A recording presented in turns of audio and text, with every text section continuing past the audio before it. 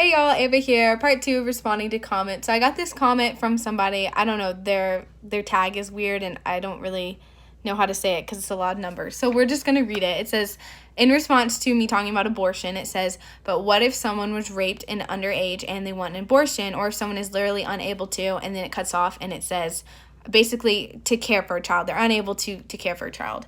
And I'd like to give my response to that.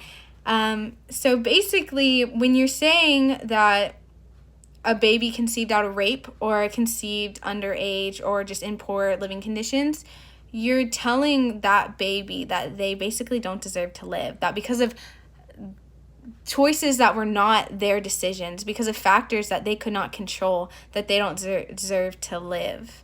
You're telling them that because they come from a bad home life or they were conceived in a bad way or a sinful way, that they don't deserve to even live. That is so sad. That's not right. What if we flip the tables and say a student who went to a poor school, but say they're a genius, say they're really smart, but they just went to a school where it was underfunded and it just had bad grades, but regardless, this person's a genius. And they apply for Harvard, and they apply, but they get rejected, even though they have perfect grades.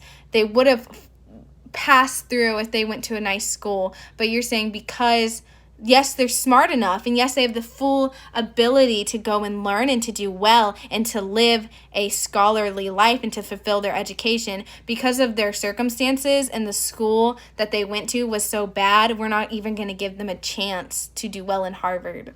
And you say, that's awful, we would never do that. Why are we doing that with life? You can't put a price on people saying this person's worth more than this person when they're all worth equally. Our Constitution says all men are created equal, and that's including the unborn. See, abortion is murder. That is a life that could have a chance to live, and you're denying a person of their right to live, to cry, to fall in love, to laugh, to dance, to be happy, because you find them as an inconvenience. And I'm just gonna say it, Hitler thought people with Down syndrome was an inconvenience, and Jewish people were an inconvenience, and he violently murdered them. To me, they are equal, and to me, they are just as wicked. You see, people looking back realized how bad Hitler was, but most of the people in Germany thought he was so good because they were being gaslit. And that's exactly what abortion is. People think women get abortion and they walk away 100% fine, when in reality, they struggle with so much emotional damage because they know that they've just killed a little innocent baby. And what if one of those babies that we killed had the cure for cancer? Or would become one of the next greatest actors or singers or philosophers or writers of your new favorite book? But because of their circumstances, we told them that they weren't good enough to live.